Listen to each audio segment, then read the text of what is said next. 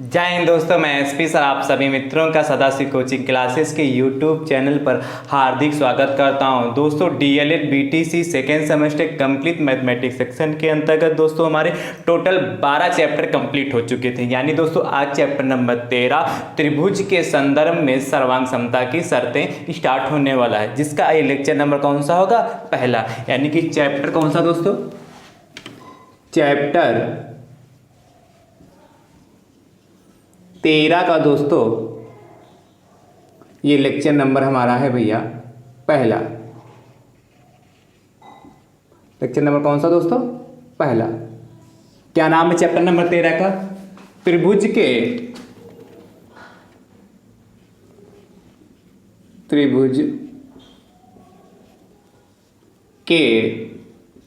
संदर्भ में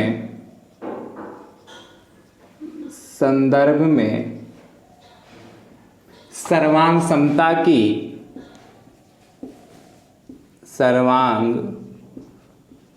समता की शर्तें। सर्वांग समता की शर्तें, ध्यान से रखिए, त्रिभुज के संबंध में सर्वांग समता की शर्तें। ये चैप्टर नंबर दोस्तों हमारा कौन सा है? 13।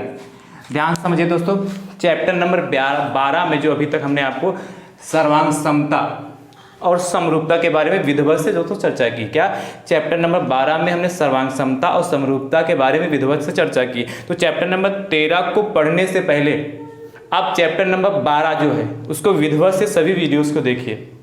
क्या चैप्टर नंबर जो 12 है विधिवत से सभी वीडियोस को देखिए। और यदि आपके पास इतना समय नहीं है तो आपके चैप्टर नंबर 12 का लेक्चर नंबर 1 जरूर देखिए।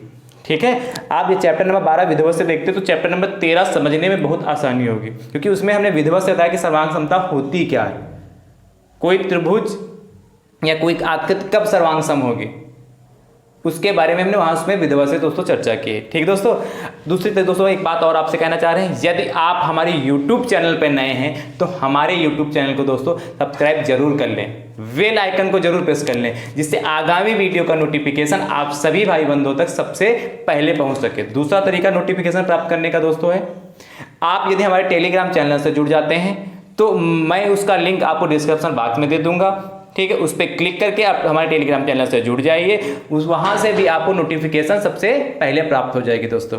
ठीक है, यदि आप डीएलएड सेकेंड सेमेस्टर में अभी तक जितना हमने सिलेबस कराया है सब कुछ सीरियल वाइज दोस्तों देखना चाहते हैं तो दोस्तों हमने आपके लिए प्लेलिस्ट बनाई है। उसका प्लेलिस्ट का नाम है डीएलएड सेकेंड सेमेस्टर मैथ्स 2022 के नाम से प्लेलिस्ट बनी। जैसे आप उस पर क्लिक करेंगे सारे वीडियो दोस्तों आपको सीरियल वाइज वहां से देखने को मिल जाएंगे। दूसरा तरीका है, हम सभी वीडियोज का लिंक आपको डिस्क्रिप्शन बॉक्स में दे देंगे। ठीक है, वहां से आप सभी वीडियोज को क्या आसानी से सीरियल वाइज दोस्तों देख सकते हैं।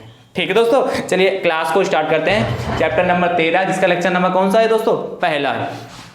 आज की क्लास में हमको चर्चा करना त्रिभुज के संदर्भ में सर्वांग समता की शर्तें। वैसे तो हमने चैप्टर नंबर 12 में सर्वांग समता के बारे में विधिवत से बताया, फिर भी हम थोड़ा ओरली सर्वांग समता के बारे में पुनः बता दे रहे हैं कि वे आकृतियां जो आकृति और क्षेत्रफल में समान हो। सर्वांग समता किसे कहते हैं? वे आकृतियां जो आकृति और क्षेत्रफल में समान हो। अर्थात कहने का मतलब दोस्तों कि एक आकृति दूसरे आकृति को ढक ले, एक आकृति दूसरे आकृति को पूर्णतया ढक ले तो वह त्रिभुज या वह आकृति हमारी क्या कहलाएगी? सर्वांग सम कहलाएगी। कैसे? ध्यान समझिए। जैसे हमने मान लेते हैं एक बात, यदि जो फर्स्ट बार आए हैं इस वीडियो को देख रहे हैं ध्यान से देखिए, ध्यान समझिए। जैसे हमारा एक आकृति ए बी सी, ध्यान दूसरी देखिए, दूसरी आकृति क्या है? पी क्यू और आर। ये दो आकृतियां हमारे पास, कौन सी? ए बी सी और पी क्यू आर। यदि ये दो आकृतियां हैं, ठीक है, तो इस त्रिभुज को यदि हम उठाकर इस त्रिभुज पे रखें, क्या यदि त्रिभुज ए बी सी को उठाकर हम त्रिभुज पी क्यू आर पर रखें तो त्रिभुज A B C P Q R को पूर्णतया ढक लेना चाहिए। या त्रिभुज पी क्यू आर को यदि हम त्रिभुज ए बी सी को उठा के रखते हैं तो पूर्णतया ढक लेना चाहिए, तब जाके ये पूरा जो दोनों त्रिभुज हमारे कैसे होंगे? सर्वांग सम होंगे, कांग्रुएंट होंगे। कैसे होंगे? कांग्रुएंट होंगे। तब कहने का मतलब यदि मान लेते हैं कई सारी कंडीशनें होती, क्या त्रिभुज के संदर्भ में सर्वांग समता की शर्तें, तो त्रिभुज के संदर्भ में कई सारी कंडीशनें, आपको 4 कंडीशनें हैं। कौन कौन सी? त्रिभुज के संदर्भ में सर्वांग समता की आपको कितनी कंडीशनें पढ़नी? 4 कंडीशनें होती हैं। चार कंडीशन में यदि वो चार कंडीशन फॉलो करते जो हो रही हैं, अलग अलग कौन सी चार कंडीशन है उनके बारे में बताएंगे, तो हमारे त्रिभुज सर्वांग सम होंगे। ठीक है, तो हमारे त्रिभुज कैसे होंगे? कांग्रुएंट होंगे, सर्वांग सम होंगे। सर्वांग समता समझ गए, कांग्रुएंसी समझ गए। यदि एक आकृति दूसरे आकृति को पूर्णतः ढक ले, जब क्योंकि हम त्रिभुज के पढ़ रहे हैं तो एक त्रिभुज दूसरे त्रिभुज को पूर्णतः यदि ढक लेता है, मतलब एक को रखें, जैसे यही हम हथेली की बात करते हैं, ध्यान समझिए। जैसे ये हमारी हथेली है, ये हमारी दोनों हथेली, यदि इस हथेली को ये हथेली ढक ले तो आपको पीछे वाली हथेली नहीं दिख रही होगी, तो ये दोनों हथेली हमारी कैसी हो गई?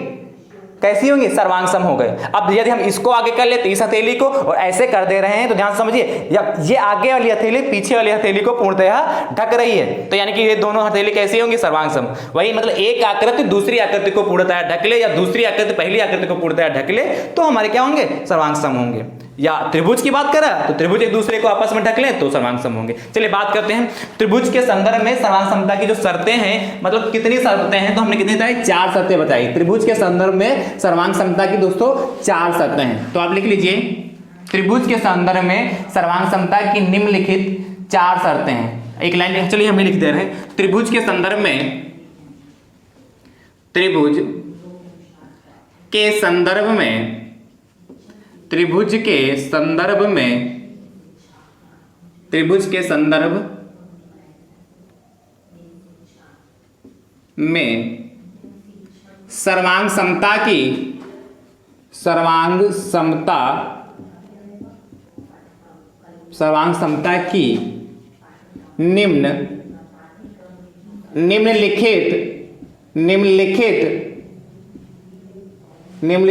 4 शर्तें हैं। कितनी? 4, मतलब 4 शर्तें हैं। कौन सी दोस्तों? ध्यान समझिए, कौन सी 4 शर्तें हैं, फिर उनको विधिवत से पहले चारों शर्तें जान लीजिए कौन कौन सी हैं, उसके बाद विधिवत से हम आपको उनको एक एक शर्त के बारे में डिफाइन करेंगे। देखिए पहली शर्त दोस्तों हमारी जो फर्स्ट है वो दोस्तों हमारी पहली शर्त जो है वो है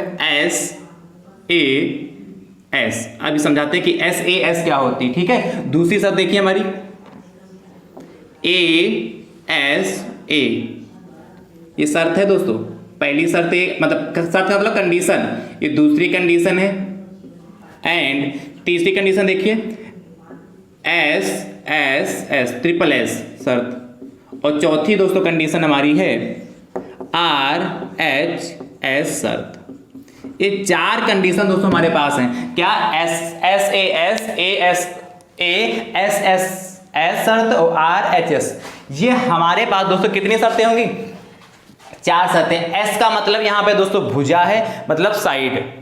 त्रिभुज की इस S का मतलब क्या है? भुजा से मतलब है, यानी इंग्लिश में क्या कहते हैं उसको? साइड कहते हैं। A का मतलब एंगल है, इंग्लिश में क्या कहते हैं दोस्तों? इंग्लिश में क्या कहते हैं एंगल को? कोण कहते हैं। और फिर S का मतलब साइड है। और R का मतलब है समकोण, राइट एंगल। R मीन्स क्या? राइट एंगल है, समकोण त्रिभुज की बात कर रहा है। H का यहाँ मीन्स है हाइपोटेनस से, कर्ण से। H का क्या मीन है? हाइपोटेनस से। और S का जो मीन दोस्तों है साइड, यानी कि भुजा, यानी कि समकोण त्रिभुज में कर्ण और भुजा के बारे में दोस्तों यहाँ चर्चा कर रहा है। अब ध्यान समझिए, थोड़ा इसको हम समझा देते हैं, फिर बारी बारी से चारों के बारे में विधिवत से लिख के एक एक त्रिभुज बना के आपको समझा रहे हैं। थोड़ा समझ लीजिए बारी बारी से। जैसे SAS शर्त है, तो SA शर्त, SAS इसी को कहते हैं भुजा कोण भुजा। क्या कहते हैं? इसी को हम कहते हैं भुजा, भुजा कोण, भुजा कोण भुजा सर्वांग समता। क्या? भुजा कोण भुजा। यदि किसी त्रिभुज की, ध्यान समझिए, SAS शर्त किसे कहते हैं? यदि किसी त्रिभुज की कोई 2 भुजा, यदि किसी त्रिभुज की कोई 2 भुजा तथा इनके बीच का, यदि किसी त्रिभुज की कोई 2 भुजा तथा इनके बीच का कोण किसी दूसरे त्रिभुज की संगत भुजाओं, संगत दोनों भुजाओं तथा इनके बीच के कोण के बराबर होता है, वह त्रिभुज हमारे कैसे कहलाते हैं? सर्वांग सम त्रिभुज कहलाते हैं। चलिए हम एक एक हेडिंग डाल के आपको समझाते हैं। इसको इसी प्रकार लिखना चाहते हैं, ASA को क्या?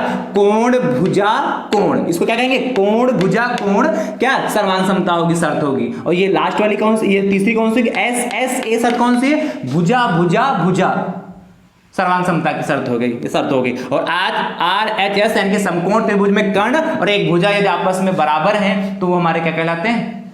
संगत भुजाएं आपस में बराबर हैं तो क्या कहलाएंगे, हमारी कौन सी कंडीशन कहलाएगी, RHS कहलाएगी। एक एक की हेडिंग डालते हैं, बारी बारी से समझते हैं, इसको हम पूरा रब कर रहे हैं, ठीक है, ध्यान समझिए।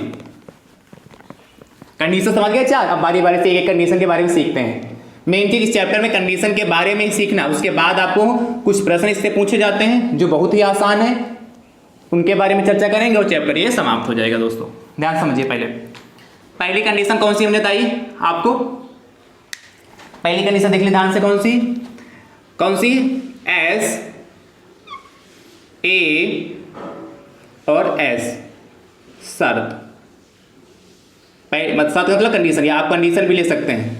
एस ए एस शर्त क्या होती है, क्या एस ए एस शर्त हमारी क्या होती है, तो पहले लिख लीजिए, अभी हमने आपको बताया भी था, लिख लीजिए, उसके बाद हम चित्र के माध्यम से आपको विधिवत से समझाते हैं। देखिए, यदि किसी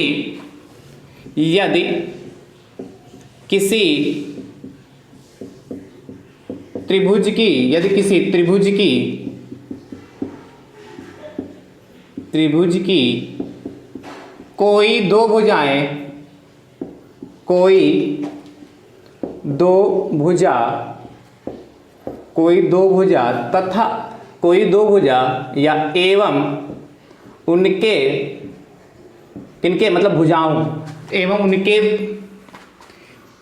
यदि किसी त्रिभुज की कोई दो भुजा एवं उनके बीच का कोण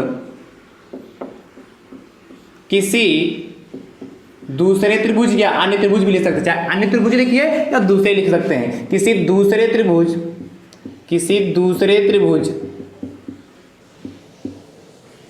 की दोनों संगत भुजाओं, अभी बताते हैं कि संगत क्या होता है, करेस्पॉन्डिंग का मीन्स क्या होता है, संगत का मीन्स क्या होता है अभी बताते हैं। दूसरे त्रिभुज की दोनों भुजा एवं कोण के बराबर हो तो वे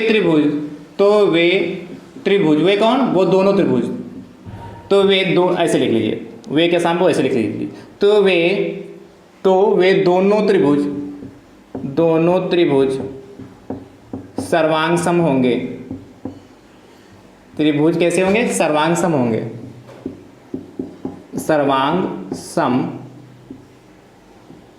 होंगे, ध्यान से समझिए क्या कहा, यदि किसी त्रिभुज की कोई दो भुजा एवं उनके बीच का कोण किसी दूसरे त्रिभुज की दोनों भुजा, किसी दूसरे त्रिभुज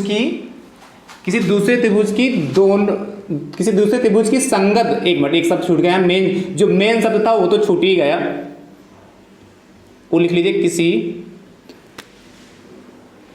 थोड़ा स्पेस बना रहे हैं, किसी दूसरे त्रिभुज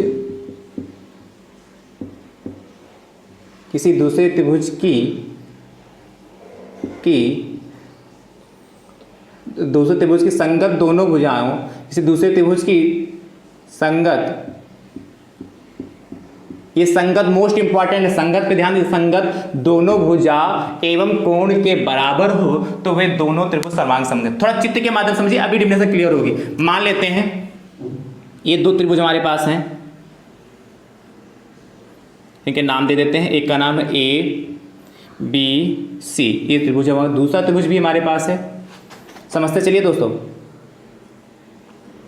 दूसरा त्रिभुज हमारा ये होगा PQ और R, ये हमारे पास दो त्रिभुज हैं। आप ध्यान से कहा, यदि किसी त्रिभुज की कोई दो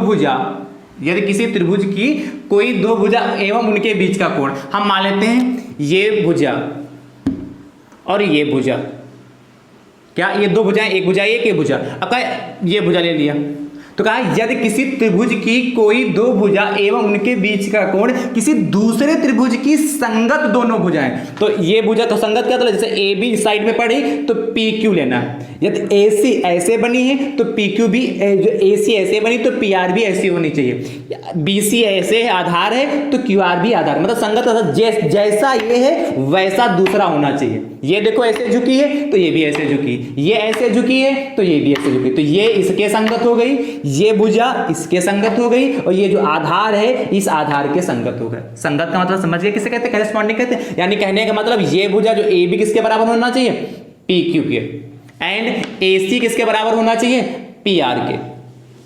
ये चिन्ह का मतलब समझ रहे हैं, जैसे एक यहां एक लाइन ये खींची तो एक लाइन ये खींची, मतलब ये इसके बराबर है, ये दो लाइनें खींच दी तो दो बराबर, यानी कि ये लाइनें ये लाइन इसके बराबर। कहने का मतलब ए बी बराबर किसके है, पी क्यू के, एंड ए सी बराबर किसके है, पी आर के। और कहा इनके बीच का कोण तथा उनके बीच का कोण, इन दोनों भुजाओं के बीच का कोण कौन सा पड़ेगा, ये वाला, यही कोण होगा और कोई कोण नहीं। इनके इन दोनों भुजाओं के बीच में जो कोण पड़ेगा उसी को लेंगे, ये कोण और इधर वाला ये कोण।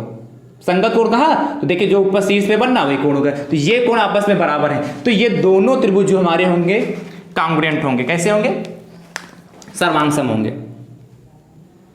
ये डिजाइन बनी, चलिए ये नहीं चल रहा तो हम ब्लैक से ही बना देते हैं। कैसे होंगे दोस्तों, ये दोनों त्रिभुज हमारे कैसे होंगे, सर्वांगसम। ये सर्वांगसम का चिन्ह होता है, राइट। इतनी बात क्लियर हो पाई, कोई डाउट तो नहीं इसमें, समझ गए। इस डिफिनेशन को समझिए, यदि किसी त्रिभुज की कोई दो भुजा एवं उनके बीच का कोण दूसरे त्रिभुज की संगत दोनों भुजा एवं कोण के बराबर हो, एवं कोण के कौन से, उनके कोण के, मतलब जो कोण इनके बीच में बनना उनके बराबर हो, तो वो त्रिभुज हमारे कैसे होते हैं, सर्वांगसम होते हैं। ये भुजा इसके बराबर, ये भुजा इसके बराबर, उनके बीच के कोण के बराबर। इसको लिख लीजिए कैसे, यानी कि भुजा ए बी बराबर आपके किसके हैं, ए बी किसके बराबर दोस्तों, पी क्यू के, ए बी बराबर पी क्यू, और ए सी बराबर किसके, ए बी बराबर आपका पी क्यू होगा, या के ए बी बराबर किसका, पी क्यू होगा, या के, और कितना ए सी बराबर कितना होगा दोस्तों, ए सी बराबर आपका कितना होगा, पी आर हो गया, ए सी बराबर पी आर होगा। और इनके बीच का कोण कौन सा, कोण ए बराबर दोस्तों कितना होगा, कोण पी हो गया। कोण ए बराबर कोण पी, या कोण ए को देखो दूसरा तरीका ऐसे भी लिख सकते, कोण बी ए सी बराबर कोण क्यू पी आर, ऐसे भी दोस्तों हम लिख सकते हैं, कोई डाउट नहीं है, ठीक है। अब देखिए जब ये तीनों हो गए तब दोनों भुजाएं बराबर हैं, ये भुजा इसके बराबर, ये भुजा इसके बराबर, दो कोण, तो देखिए क्या S A S, S A S होगा क्या नहीं, यानी कि ये त्रिभुज हमारे कौन सा, त्रिभुज ए बी सी सर्वांगसम होंगे दोस्तों त्रिभुज किसके, त्रिभुज पी क्यू आर। एक कंडीशन समझ पाए, यही होगी, एस ए एस ही होगा। ये मत समझिए कि हम दो बार क्या एस ए एस ही लिखेंगे सर, या ऐसे नहीं लिख सकते कि एस एस पहले कर ले ए कर ले।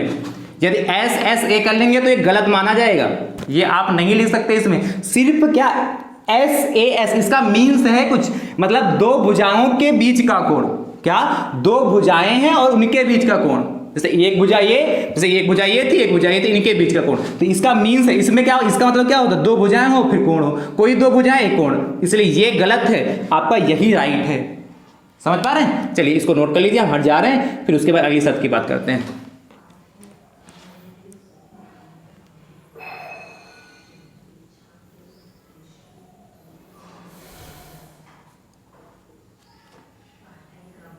हो गया दोस्तों, चलिए अगली शर्त की बात करते हैं।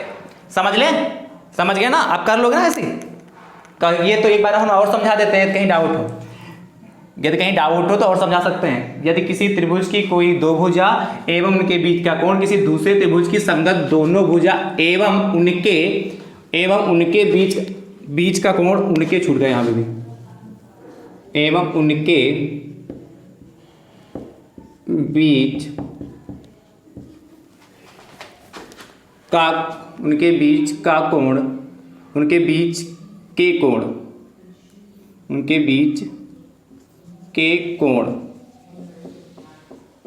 के बराबर हो तो वे दोनों त्रिभुज समांगसम होंगे। चलिए अगली शर्त समझते हैं, आई होप आप समझ गए होंगे। इसको रख करें, ध्यान से समझिए, अगला भी ऐसे ही समझते रहिए। मेन चीज आपको शर्त समझनी और कुछ नहीं इसमें करना। अगला देखिए ध्यान से, हमने कई बार इसको रिपीट किया जिससे आपको कोई डाउट ना रहे, और इतनी बार रिपीट किया है डाउट होगा भी तो दूर हो गया होगा। आप भी सोचेंगे सर कितनी बार इसको रिपीट कर रहे हैं। चलिए अगली की बात करते हैं, ध्यान से देखिए। अगली जो हमारी है ए एस ए, कौन सी, ए एस ए शर्त, ASA शर्त, मतलब कोण भुजा कोण, दो कोणों के बीच में क्या हो, एक भुजा होनी चाहिए। इसका मतलब क्या है, दो कोणों के बीच में एक भुजा होनी चाहिए। थोड़ा लिख लीजिए फिर समझाते हैं। यदि किसी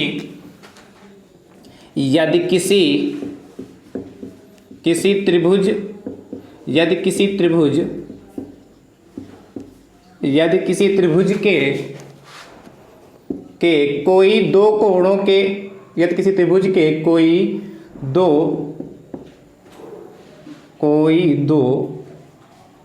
कोणों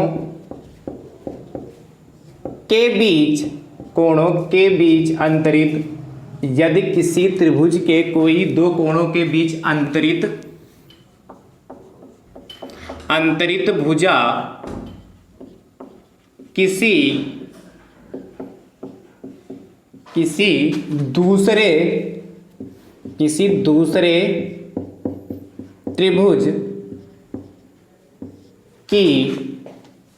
दूसरे त्रिभुज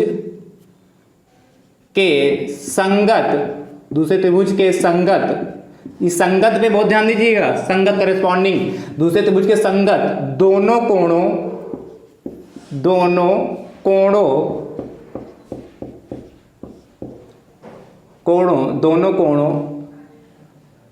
एवं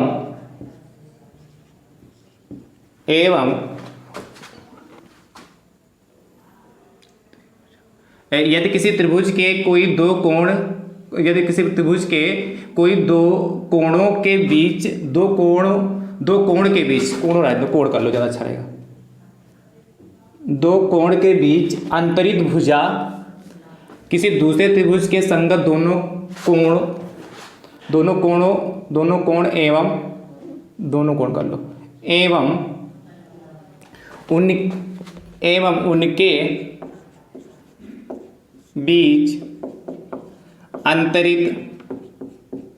उनके बीच अंतरित भुजा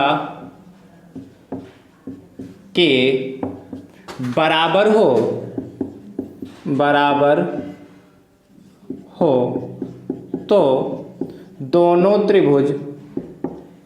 दोनों त्रिभुज सर्वांग सम होंगे।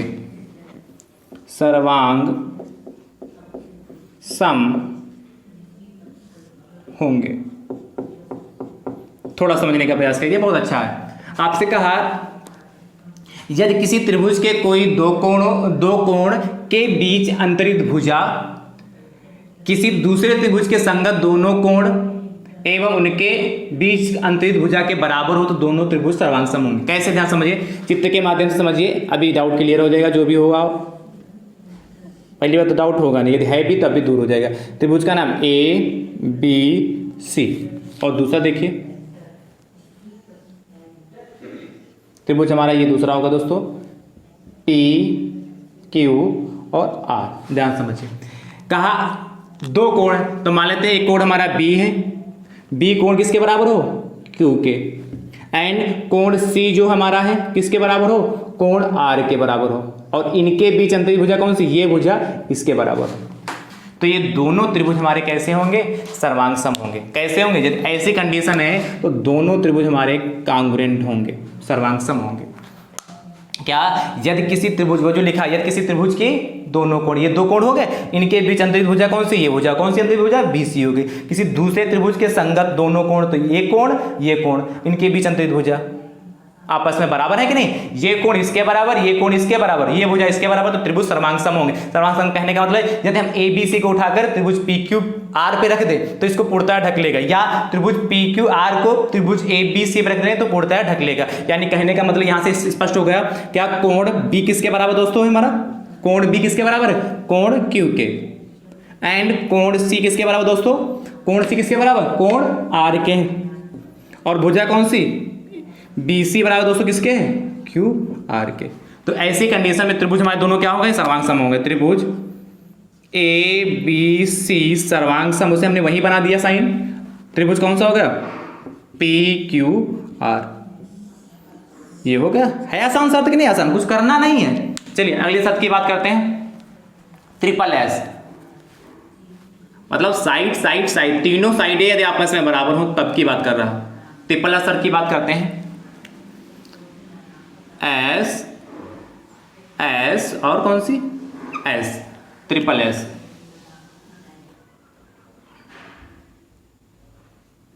चलिए इसको रखवा दें,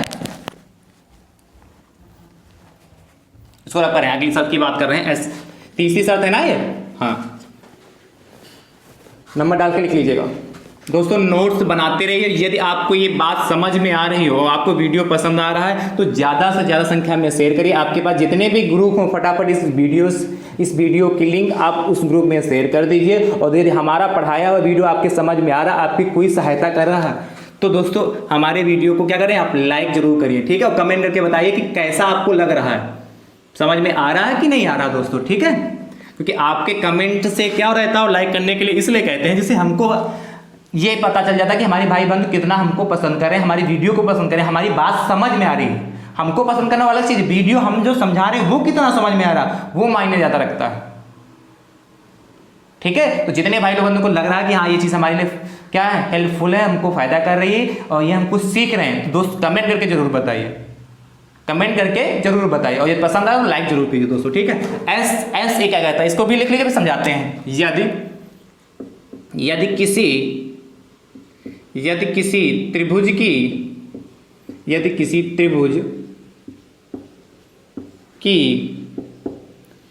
तीनों भुजाएं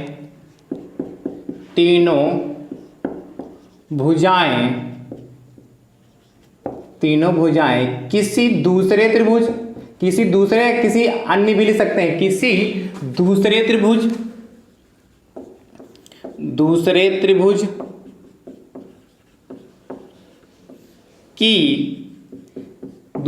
की संगत शब्द बहुत इंपॉर्टेंट है, ये जरूर लिखना जरूरी है। संगत, दूसरे त्रिभुज की संगत तीनों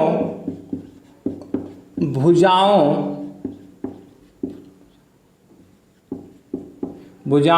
के बराबर हो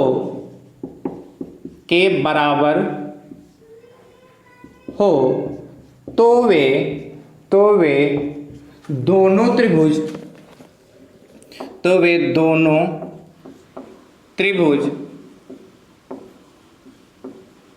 सर्वांगसम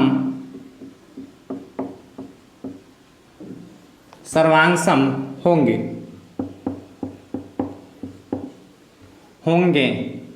दोनों त्रिभुज कैसे होंगे, सर्वांगसम होंगे। ध्यान से समझिए दोस्तों, कैसे, मान लेते हैं एक त्रिभुज हमारे पास कौन सा है, वही बार बार त्रिभुज ले रहे हैं, ए बी सी। आप नाम चेंज कर सकते हैं, ये मत कहिएगा सर ए बी सी ही बार क्यों ले रहे हैं, हम इसलिए ये ले रहे हैं जिससे आप भूले ना बार, है कि नहीं।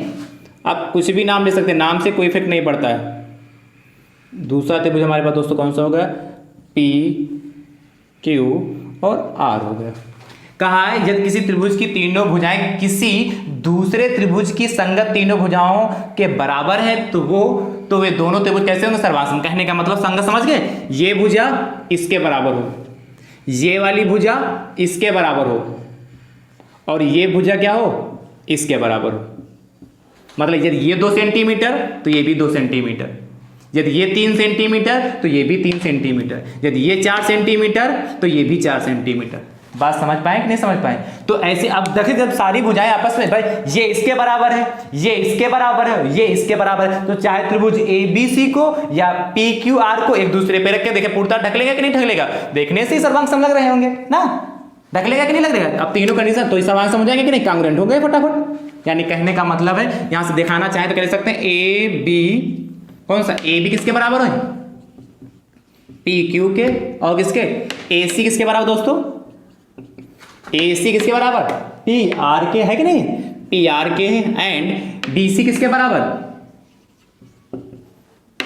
क्यू आर के। तो ये त्रिभुज हमारे कैसे हो जाएंगे, त्रिभुज ए बी सी सर्वांगसम त्रिभुज हो जाएंगे हमारे पास, कौन सा, पी क्यू आर। समझ पाए कि नहीं। आई होप अब आप मेरी बात से सहमत हो रहे होंगे, समझ में आ रहा होगा। अगली लास्ट बात करते हैं, लास्ट शर्त नंबर 4, आर एच एस। शर्त नंबर 4 क्या कहती है हमारी, आर, नंबर डालते रहिएगा, चलो इसको भी रख करते हैं, आर एच और एस सर। ये आर एच एस मतलब राइट एंगल की बात कर रहा है, समकोण त्रिभुज की बात कर रहा है। दोस्तों नोट्स जरूर बनाते रहिए क्योंकि नोट्स ही आपके सच्चे साथी जो एग्जाम के समय आपको काम आएंगे। चलिए आर एच एस की बात करते हैं। आर का मतलब क्या है, राइट एंगल यानी कि समकोण त्रिभुज की बात कर रहा। एच का मतलब हाइपोटेनस यानी कर्ण की बात कर रहा। और एस का मतलब तो जानते हैं साइड भुजा होती। लिख लीजिए फिर समझाते हैं।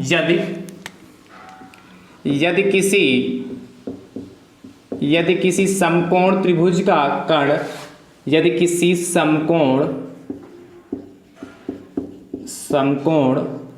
त्रिभुज का कर्ण,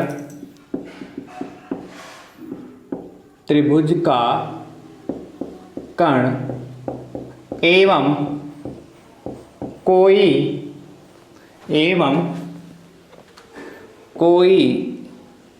एक भुजा दूसरे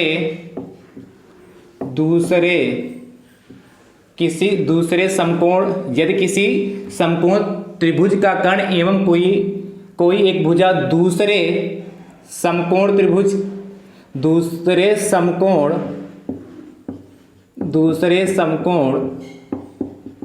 त्रिभुज के कर्ण एवं संगत देखिए हर डिफिनेशन में संगत शब्द यूज हो रहा है। हर सब डिफिनेशन में संगत करेस्पॉन्डिंग यूज हो रहा। दूसरे समकोण त्रिभुज के कर्ण एवं संगत भुजा के बराबर हो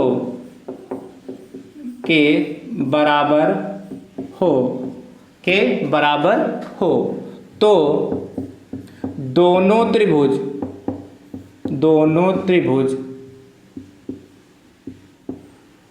सर्वांग सम होते हैं।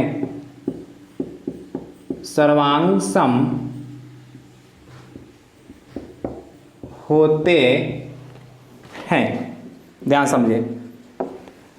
यदि किसी समकोण त्रिभुज की बात कर रहा है तो देखिए समकोण त्रिभुज बना लेते हैं। एक त्रिभुज हमारा ये बन गया देखिए, जिसका नाम हमारा है ए बी एंड सी, और दूसरा समकोण त्रिभुज हमारा ये बन गया, जिसका नाम दोस्तों हमारा है पी क्यू आर।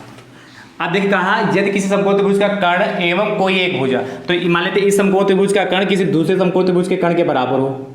ये तो कहा यदि किसी समकोण त्रिभुज का कर्ण एवं कोई एक भुजा दूसरे समकोण त्रिभुज के कर्ण एवं संगत भुजा के बराबर हो, तो मान लेते ये कर्ण ले लिया। अब इन दोनों भुजाओं में से चाहे भुजा ए बी ले लें और चाहे भुजा बी सी ले लें, इन दोनों भुजाओं में से कोई क्या ना कोई भुजा बराबर, मतलब मान लेते हैं ये भुजा ए बी हमारे बराबर किसके, पी क्यू के, यानी कि ए बी किसके बराबर है, पी क्यू के। हम मान सकते हैं इसमें क्या 20, इसमें कोई कंडीशन नहीं, दोनों भुजाओं में से कोई दो संगत भुजाएं आपस में बराबर होनी चाहिए, यानी कि ए बी बराबर पी क्यू के हो या बी सी बराबर किसके हो, क्यू आर के हो। तब ऐसी कंडीशन में ये त्रिभुज हमारे कैसे होंगे, सर्वांग सम होंगे।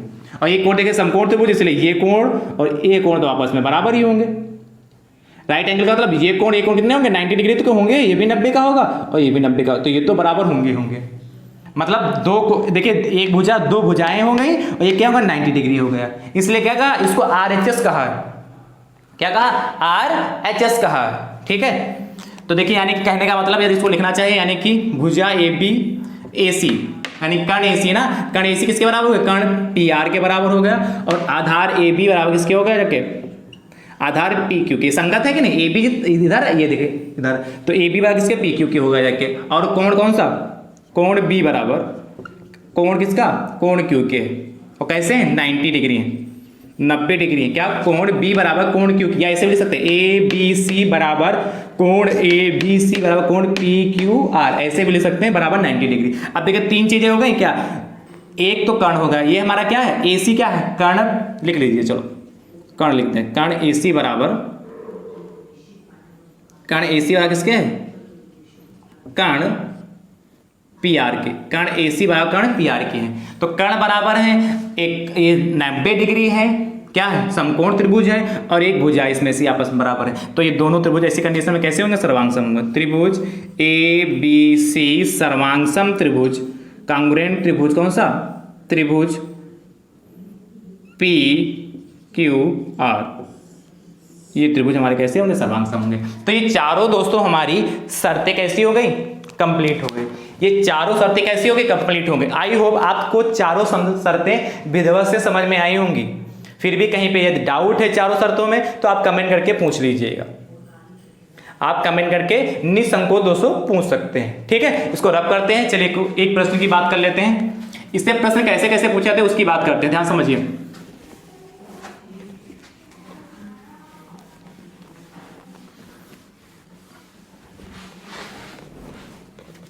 देखिए दोस्तों ध्यान से,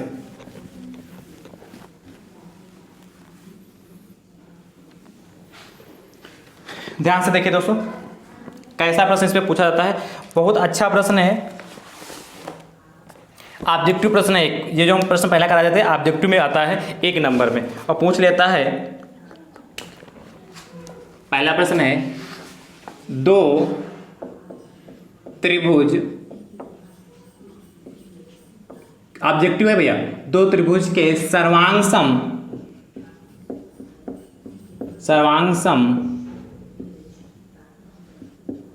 होने के लिए 2 त्रिभुजों के सर्वांग सम होने के लिए निम्नलिखित में से कौन सी प्रतिबंधता पर्याप्त नहीं है। 2 त्रिभुजों हैं, 2 त्रिभुजों के सर्वांग सम होने के लिए निम्नलिखित में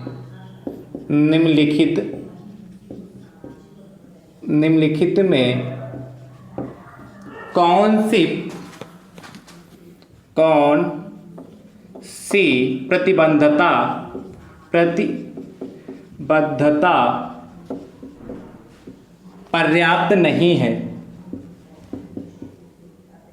पर्याप्त नहीं है, अब देखिए 4 ऑप्शन दे रखे हैं आपको, पर्याप्त नहीं, कौन सी प्रतिबद्धता पर्याप्त नहीं। पहला ऑप्शन दोस्तों दे रखा है, ए पार्ट आपका है, कह रहा है SAS, बी पार्ट का आपका कह रहा है ए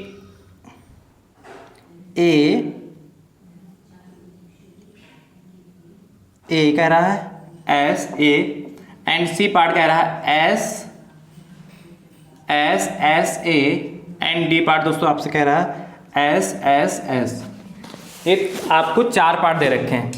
बढ़िया क्वेश्चन देखिए, देखो दोस्तों ध्यान से और समझने का प्रयास करिए। आपसे कहा 2 त्रिभुजों के सर्वांग सम होने के लिए निम्नलिखित में कौन सी प्रतिबंधता पर्याप्त नहीं है, मतलब कौन सी शर्त इसमें से जो है, ये 4 शर्तें आपको दे रखी हैं। ये कौन सी शर्त त्रिभुज सर्वांग सम नहीं होंगे, किस शर्त में त्रिभुज सर्वांग सम नहीं होगा। तो आपको पता, अभी हमने आपको सिखाया है कि SAS 2 भुजाओं के बीच में, क्या 2 भुजाओं के बीच यदि कोण A है और किसी दूसरे त्रिभुज के दोनों भुजाओं के बीच का कोण है, यानी संगत दोनों भुजाएं, मतलब एक त्रिभुज के दोनों भुजाएं, यदि एक त्रिभुज में 2 भुजाएं एक कोण, एक त्रिभुज में यदि किसी एक त्रिभुज के कौनी 2 भुजाएं और उनके बीच का कोण किसी दूसरे त्रिभुज के 2 भुजाएं, किसी दूसरे त्रिभुज के संगत 2 भुजाएं तथा उनके कोण के बीच के कोण के बराबर हो, तो त्रिभुज हमारे कैसे होते हैं, सर्वांग सम होते हैं। अभी तो बताया, यानी कि ये तो शर्त हमने अभी पढ़ाई है आपको। ASA भी बताया है, AS 2 कोणों के बीच, इसका मतलब क्या, 2 कोणों के बीच एक भुजा क्या होनी चाहिए, 2 कोणों के बीच में एक भुजा होनी चाहिए। तो अभी हमने आपको बताया था क्या होता है, सर्वांग सम होता है। और इसमें देखिए SSA हमने एक भी बताया था कि नहीं, 2 भुजाएं, SS का मतलब 2 भुजाएं और एक कोण, कोई सर्वांग समता ऐसी बताई नहीं बताई, यानी कि ये हमारा गलत है।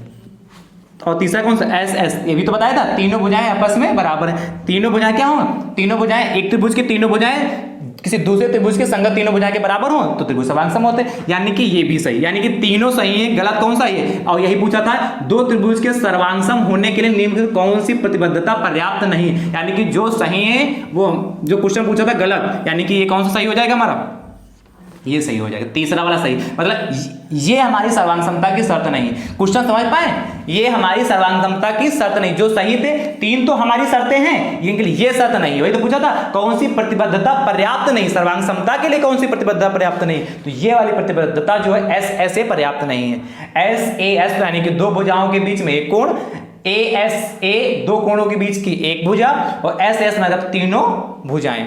यही तो इसका मतलब हुआ है कि, लेकिन ये हमने तो आपको नहीं पढ़ाई है। तो जो हमने सीरियल पढ़ाया है, जो हमने सीरियल पढ़ाया आपको सिखाया है, वही सीरियल रहना चाहिए। आगे पीछे आप नहीं कर सकते हैं। यदि आपने आगे पीछे का, जैसे यहां आपने करके देख लिया एस एस ए, तो नहीं हो सकता है। तो त्रिभुज हमारे कुछ जरूरी नहीं कि आप सर्वांग सम हो, इसलिए ये चार ही कंडीशन आपको सर्वांग सम होने की है दोस्तों। ठीक है, कहीं पे यदि कोई डाउट हो तो आप पूछते रहिए। ओनली ये चार कंडीशन जो आपकी हैं वही सर्वांग सम होने की हैं। ठीक दोस्तों, तो आज की वीडियो आपको कैसी लगी दोस्तों, कमेंट बॉक्स में कमेंट करके दोस्तों जरूर बताइए। और आपका सिलेबस बहुत ही जल्दी समाप्त होने वाला है, क्योंकि चैप्टर नंबर 13 चल रहा है। चैप्टर नंबर 13 चल रहा, लास्ट चैप्टर आपका है। इसलिए डीएलएड सेकेंड सेमेस्टर मैथ में जितना भी सिलेबस था हमने लगभग आपको पूरा कंप्लीट करा दिया, पूरा प्रोवाइड करा दिया।